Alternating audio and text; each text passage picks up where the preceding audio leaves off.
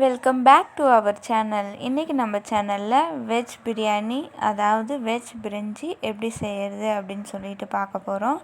அதுக்கு நாங்கள் மாடியில் எல்லா பொருளும் எடுத்துகிட்டு செஞ்சுருக்கோம்.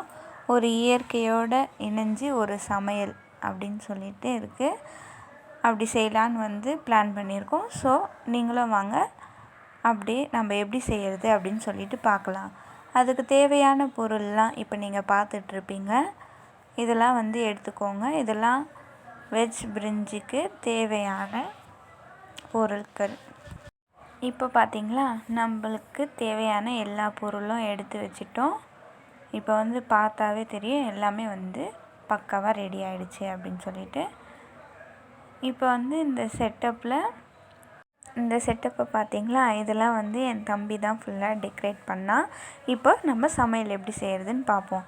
அரிசியை எடுத்து நல்லா ஊற வச்சுக்கோங்க. அதுக்கப்புறம் கேஸை நல்லா பற்ற வச்சு பாத்திரம் ஒன்று வச்சு எண்ணெயை ஊற்றி நல்லா காய்ஞ்ச பிறகு பட்டை, லவங்கம் அதெல்லாம் போட்டு வெங்காயம், தக்காளி எல்லாத்தையும் போட்டு நல்லா வதக்கிக்கோங்க. நல்லா பொன்னிறத்தில் வதக்கிக்கோங்க. அதுக்கப்புறம் இஞ்சி பூண்டு பேஸ்ட்டு அது கொஞ்சம் தேவையான அளவுக்கு சேர்த்து நல்லா மிக்ஸ் பண்ணிக்கோங்க. இப்போ வெஜ் பிரியாணிக்கு தேவையான வெஜிடபிள்ஸ் இதெல்லாம் போட்டுக்கோங்க. நல்லா மிக்ஸ் பண்ணிக்கோங்க. நாங்கள் கேரட், பீன்ஸ், பட்டாணி எடுத்துக்கிறோம். உங்களுக்கு வேறு எதுனா தேவைன்னா கூட எடுத்துக்கலாம். அதுக்கப்புறம் கொஞ்சம் புதினா எடுத்து நல்லா ஆட் பண்ணி மிக்ஸ் பண்ணிக்கோங்க.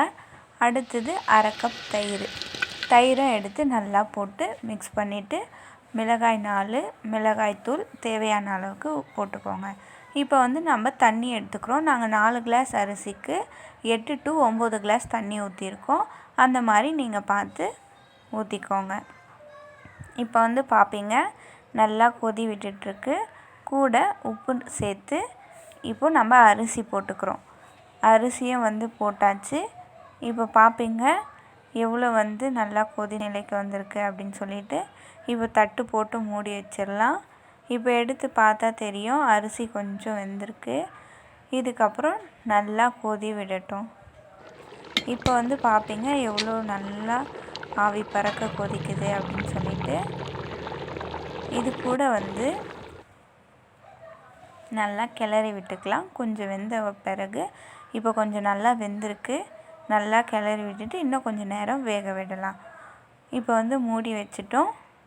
அதுக்கப்புறம் வெந்த பிறகு கொஞ்சம் நெய், நமக்கு தேவையான அளவுக்கு நெய் சேர்த்து அதுக்கப்புறம் கொஞ்சம் அரை எலுமிச்சை பழம் எடுத்து நல்லா பிழிஞ்சு விட்டுக்கோங்க. அதுக்கப்புறம் தேவையான அளவுக்கு புதினா கொஞ்சம் லாஸ்ட்டாக சேர்த்துக்கலாம். இப்போ எல்லாத்தையும் சேர்த்து நல்லா மிக்ஸ் பண்ணிக்கோங்க. நல்லா மிக்ஸ் பண்ணால் ரொம்ப நல்லாயிருக்கும். இப்போ பார்ப்பீங்க எவ்வளோ சூப்பராக நம்ம வெஜ் பிரியாணி ரெடி ஆகிடுச்சின்னு அப்படின்னு சொல்லிட்டு.